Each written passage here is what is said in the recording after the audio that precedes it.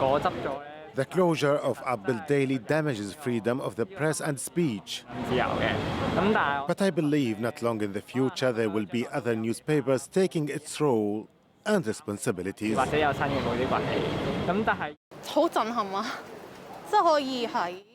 It's very shocking. Within 2 weeks, the authorities could use this national security law to dismantle a listed company. It's really shocking.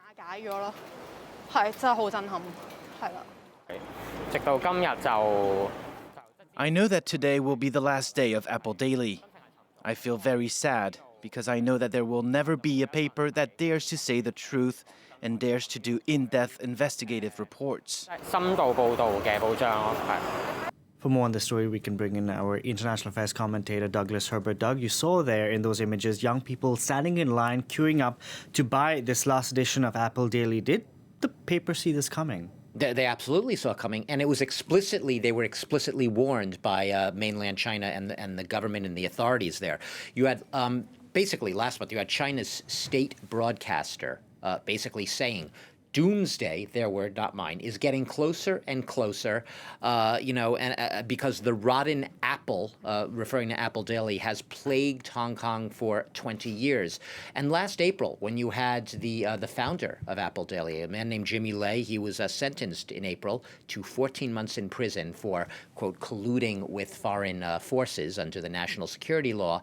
Back then, they basically called for a commentary in a pro-Beijing newspaper in April, called for a ban on Apple Daily, in order to, as they saw it, close loopholes in that national security law. So it's hardly like this came out of nowhere. The reporters, the journalists at Apple Daily were basically living in great fear and apprehension that any day now they would have a raid on their offices, and exactly what we've seen unfold, a crackdown by the mainland authoritarian regime, basically tightening the noose and forcing them essentially to shut down. Look at this on the screen. These are the reasons that Apple Daily, it was seen by a lot of journalists there as a prime target. Hong Kong it was known for its raucous, its audacious, its diverse range of political views. I mean, a very noisy free press. That's what it was known for as a British colony. And Apple Daily exemplified that. It was a controversial paper. It was sort of a tabloid paper, Delano. It had both celebrity news gossip and it had hard-hitting investigative reports, a hybrid. But what did it do? Above all, which enraged the communist government in Beijing, and they couldn't abide it, it dared to criticize the communist government. It dared, I mentioned hard-hitting reports. Among the things that Apple Daily did in its columns, read by millions of Hong Kongers, was it tracked the wealth of Chinese Communist Party officials. You don't do that in mainland China. Now, until recently in Hong Kong, you could do that under a free press.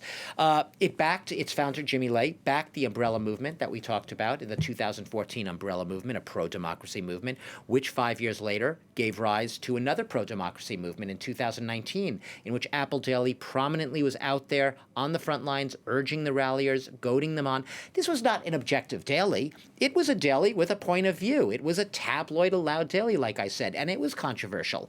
But it was a tribune of the free press, and that's what the Chinese central government couldn't abide. A loud voice that said what it wanted and said it to the powers that be and wanted to hold them to account. And it was well-funded, might I add, because it had a billionaire backer, Jimmy Lai, who's in prison right now. But given all this, you said Hong Kong is known for its media freedoms. Yeah.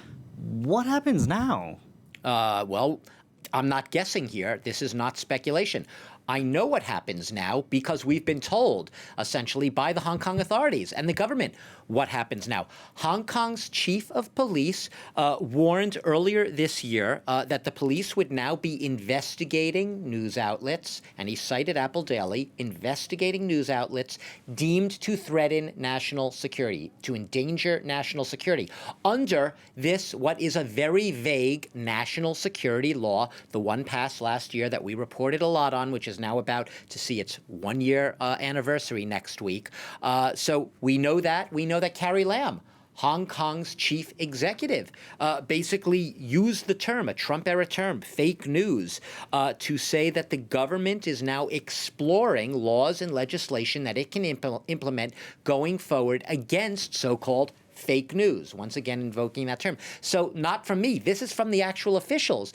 a shot across the bow to other news media outlets that might be left standing and thinking of daring to go against the will of the Communist Party. Because under this national security law right now, the Communist Party will interpret it any way it wants, and it's shown it can do that, in order to silence people seen as government opponents. So stay tuned for more of exactly this. But Apple Daily was really one of the last true tribunes, newspaper-wise, of a free press in Hong Kong right now. So its demise, it is, as Amnesty International said, one of the blackest days for press freedom in Hong Kong's recent history. And clearly you see the citizens out there who want to get their hands on the last edition. Exactly. Because They've been snapping up like hotcakes. Yep.